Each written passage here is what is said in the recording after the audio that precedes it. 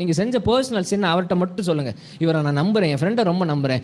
எந்த ஊழியக்காரனுக்கு ஃபோன் பண்ணி பிரதர் நான் அப்படி ஒரு அடிமைத்தனத்தில் இருக்கேன் இன்னும் தயவு செஞ்சு சொல்ல வேணாம். உங்களுக்கும் உங்கள் ஆண்டவருக்கும் தனிப்பட்ட விஷயம் அது. உங்களுக்கும் உங்கள் ஆண்டவருக்கும் தனிப்பட்ட போராட்டம் இது. நீங்கள் போராடி தான் ஆகணும், வேறு வழியே இல்லை.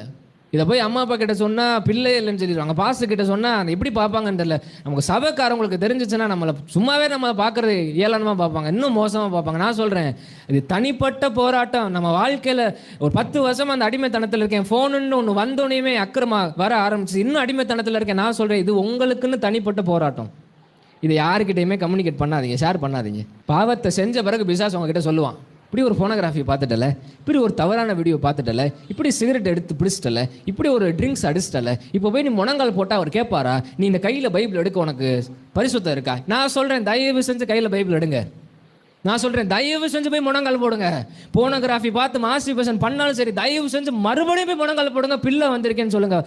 1,38,886 தடவை ஸ்டீஃபன் விழுவான்னு தெரிஞ்சு தான் ஸ்டீஃபனை செலக்ட் பண்ணியிருக்காரு. உங்களை செலக்ட் பண்ணியிருக்காரு, தெரியாமல் தான் செலக்ட் பண்ணல.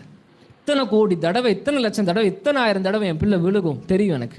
செய்ய மாட்டேன்னு என் பிள்ளை சொல்லும், 3வது நாளே செய்யும் தெரியும். தெரிஞ்சு தான் நம்மளை செலக்ட் பண்ணியிருக்கார், தெரிஞ்சு தான் நம்மளை உண்மையிலே அழைச்சிருக்கார், தெரிஞ்சனால தான் ரத்தத்தையே கொடுத்துருக்கார், தெரிஞ்சனால தான் உடலையே கொடுத்துருக்கார். நான் சொல்கிறேன், ஒவ்வொரு முறையும் பாவம் செஞ்சு விட்டு அவர் சமூகத்தில் போய் முழங்கால் போட்டு பிசாசு சொல்லலாம் நீ போக தகுதி இல்லாதவன், பிசாசு சொல்லலாம் நீ கையில் பைபிள் எடுக்க தகுதி இல்லை. நான் சொல்கிறேன், கையில் பைபிள் எடுங்க.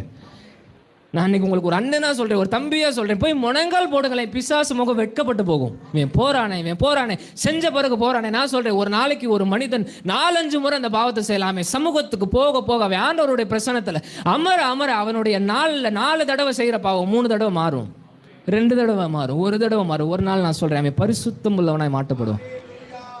நமக்கே தெரியாத ஒரு ஆப்ரேஷன் உள்ள நடக்குங்க. யாருக்கு நடக்கும்? கர்த்தருக்கு காத்திருக்கிறவனுக்கு நடக்கும்.